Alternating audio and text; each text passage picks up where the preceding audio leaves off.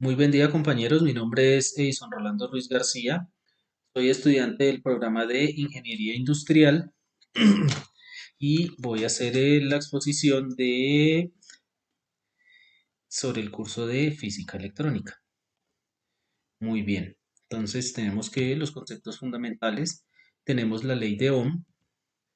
Entonces nos dice que, que fue postulada por el físico y matemático alemán Georg Simon Ohm y esta establece una relación entre el voltaje, la corriente y la resistencia.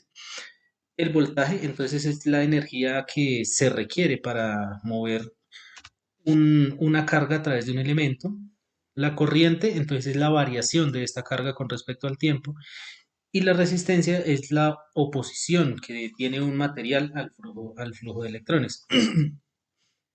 Aquí tenemos entonces el triángulo de la ley de Ohm, donde nos muestra cada una de las variables y sus fórmulas. Nos dice entonces que el voltaje es igual a la corriente por la resistencia y el resultado de esta se da en voltios. La corriente es igual al voltaje sobre la resistencia y esta se da en amperios y la resistencia es igual al voltaje sobre la corriente y esta se da en ohmios. En ohmios. Tenemos también entonces la ley de voltaje de Kirchhoff. Este nos dice entonces de que la suma de todos los voltajes de la malla tiene que dar cero. Y esta fue establecida por el físico alemán Gustav Robert Kirchhoff. Entonces aquí tenemos la fórmula, la sumatoria de k igual a 1 hasta n. Entonces tenemos b sub 1 más b sub 2, b sub 3, así sucesivamente hasta b sub n. Y esta debe ser igual a cero. Ahora tenemos la ley de corriente de Kirchhoff, establecida por él también. Entonces nos dice que eh, la suma de las corrientes que ingresan es igual a la suma de las corrientes que salen de la malla. Y entonces las corrientes que entran positivas y ya cuando salen negativas. Igual, entonces la sumatoria de estas corrientes tiene que ser igual a cero. Tenemos la relación de la resistencia electrónica con la temperatura. Entonces, la resistencia dice que es una propiedad de que puede cambiar, entonces dependiendo de las condiciones del material y de todo eso, también de la temperatura. Y nos dice también de que la resistencia aumenta en los metales, pero disminuye en los conductores. Eso dependiendo en el aumento de la temperatura. Entonces aquí tenemos que la resistencia es igual a la resistencia inicial por 1 más alfa y esta por eh, la diferencia entre la temperatura final y la temperatura inicial.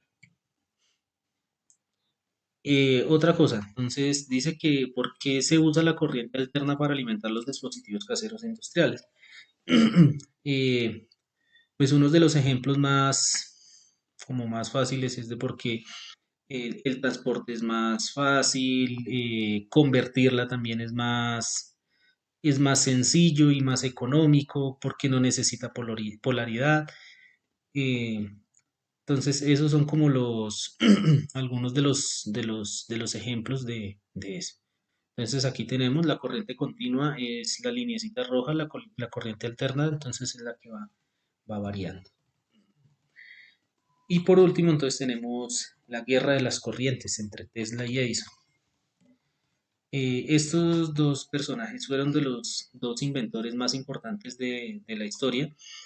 Tesla proponía sobre la corriente alterna o defendía su creencia en ella, mientras que Edison eh, defendía la corriente continua. Entonces aquí tenemos algunas de las diferencias o un comparativo entre los dos. Nos dice, Edison defendía la corriente continua, mientras que Tesla era partidario de la corriente alterna. Edison se alió con un banquero más poderoso de Estados Unidos para electrificar con corriente continua todo el país.